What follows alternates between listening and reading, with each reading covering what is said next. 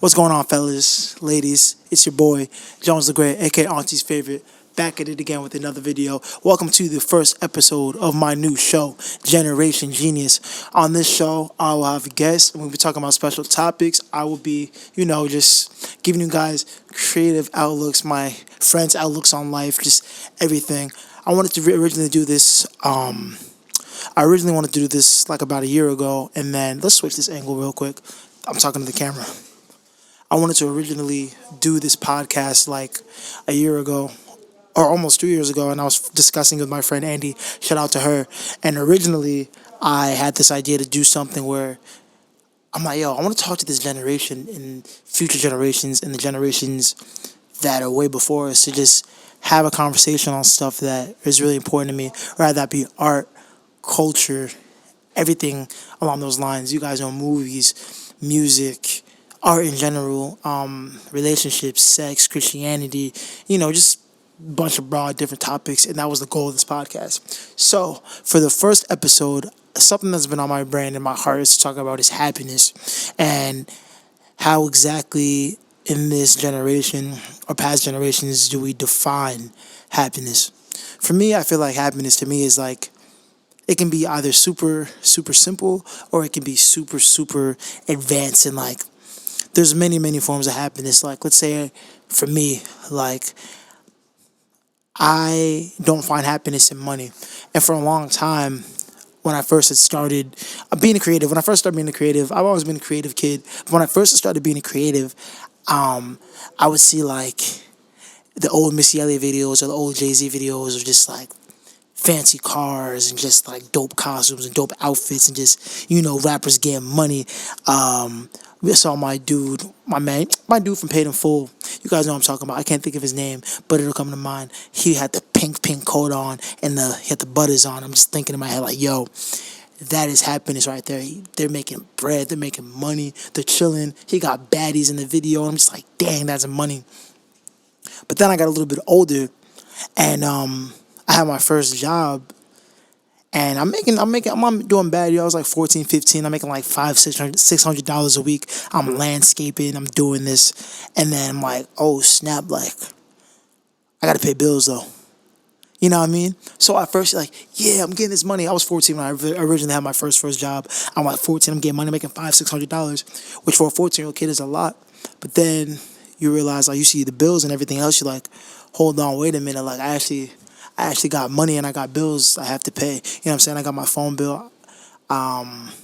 Later on, I paid rent and everything else. But my mom started teaching me responsibility really early. And so I'm like, dang, like, so the concept I got when I was 14 was, dang, so the more money I make, the more bills I have to pay. And I was like, okay, so that's when I started realizing, like, okay, maybe money is not what it's cracked up to be. Like, you don't just get money and then you just have it. So for me, I slowly find happiness in little things. Like, I find happiness in, like, I love coffee. I'm a big coffee head. Colombian, Spanish, I'm about to say Colombian, Spanish, English, any type of coffee, as long as it tastes good, as long as, to me, I get my French vanilla with it, it tastes good to me. I find happiness in that. I find happiness in comfortable socks. You know what I'm saying? Like, why walk around in uncomfortable socks? That's whack.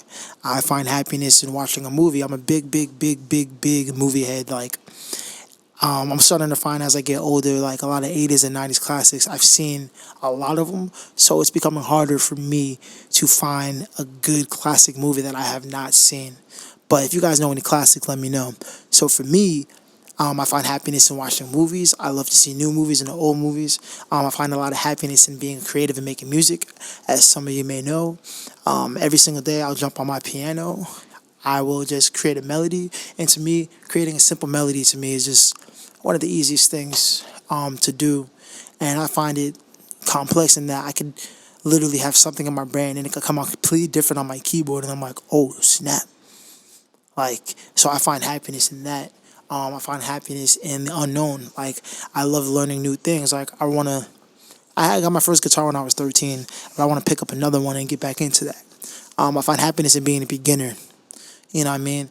I also find happiness in, like, when like it's cold, you're ready to go to bed, you're tired, it's a long day at work, you come home. For me, like, if I've had a long day, I'll come home, I get under my blanket, you know what I'm saying?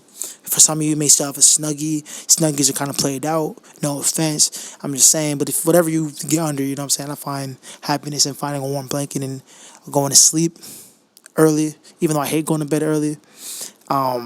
Yeah, so I said that to say, like, I find happiness in simple things. So for anybody out there that's like, you have like 50 YouTube subscribers, or you feel like you're not making enough money at your job, or you feel like that you're broke and life is never going to get better, I say that to say perspective, put things in a perspective.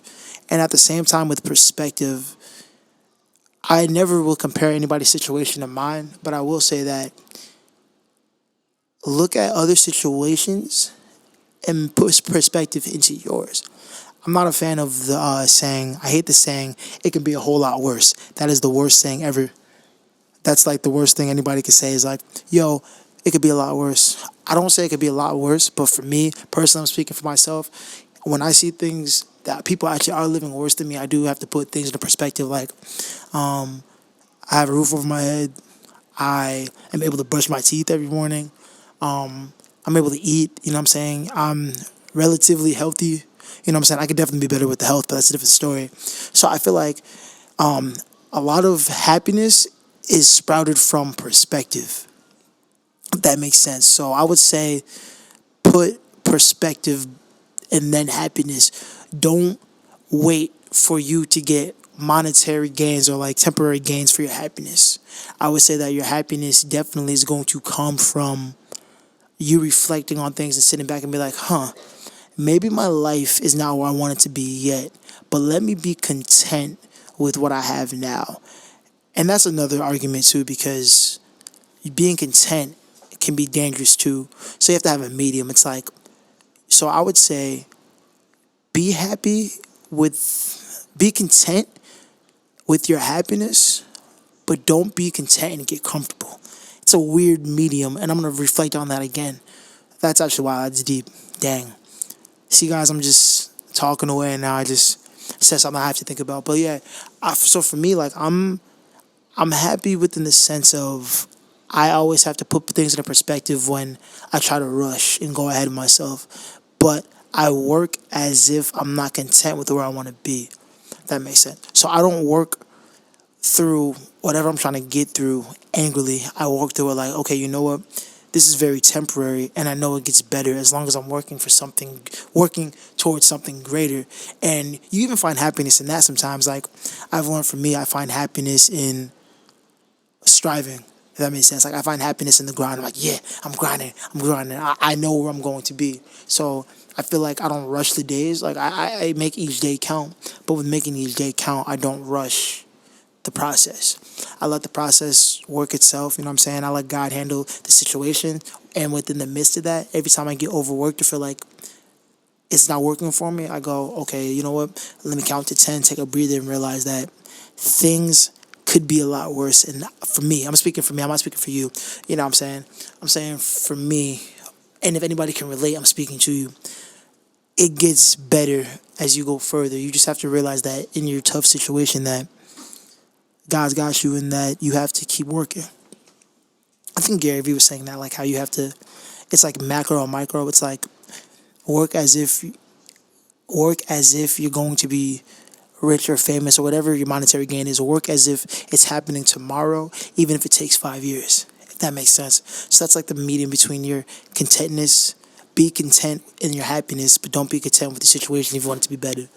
So yeah, that's crazy. Definitely having drive too. I feel like a lot of happiness comes with drive. Like, I feel like we a lot of times feel sorry for ourselves and then we sulk in our unhappiness. Like, oh, this day was bad, let me make it worse. Like, oh, here's something else, let me make it worse. Da, da, da, da, da. And I feel like you can't let temporary unhappiness make you unhappy. Like, if let's say you have two tires that blow out. That's how your day starts. For me, I've been there, like where my day starts off rough, but I still woke up that morning. That's how I always think. And through more reading and just through more reading and listening to positive people, I think it's very easy to get negative, but I feel like it shows who you are as a human being if you can fight through your unhappiness and remain happy in unhappy times. So that's probably my biggest message of today. And for the first Generation Genius podcast is to remain happy in unhappiness.